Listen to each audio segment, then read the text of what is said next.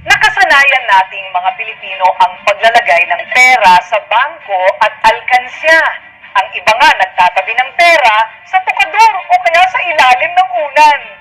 Pero take note, hindi dodoble ang pera natin sa mga nabanggit na mga lalagyan na ganyan. At kung gusto nyo malaman kung saan ang pera ay lalago at hindi lamang itatago, aalamin natin yan with the help of this book, The Secret to Saving and Building Your Future. Kasama natin ang IMG. We can all save the right way. Inyo pong napanood ang isa sa mga learning episodes na mapapanood po ninyo dito sa video book ng IMG.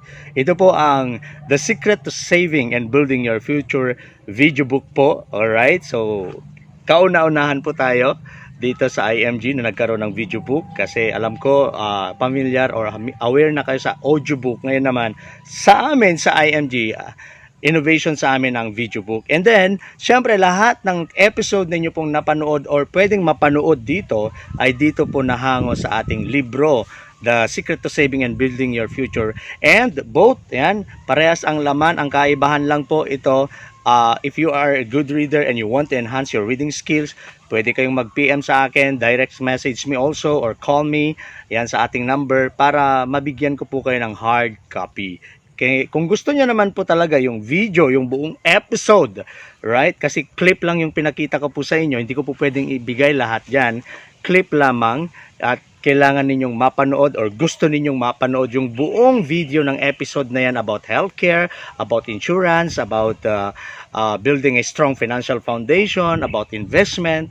Nandito po lahat. You just set an appointment with me. Mag-PM or direct message lang ako o kayo or di kaya sa ating contact number para makapag-set tayo ng schedule during Saturdays, Sundays, holidays, or after office hours from 6 p.m. to 9 p.m. po. Pwede tayong mag-entertain para mas lalo nating ma-explain sa inyo kung ano ang nilalaman nito. May panood namin sa iyo yung episode o di naman kaya mabigyan kita ng copy nito para mas lalo mong maintindihan bakit kailangan mo nang mag-start ng iyong protection, ng iyong investment, or bakit kailangan natin ng financial literacy.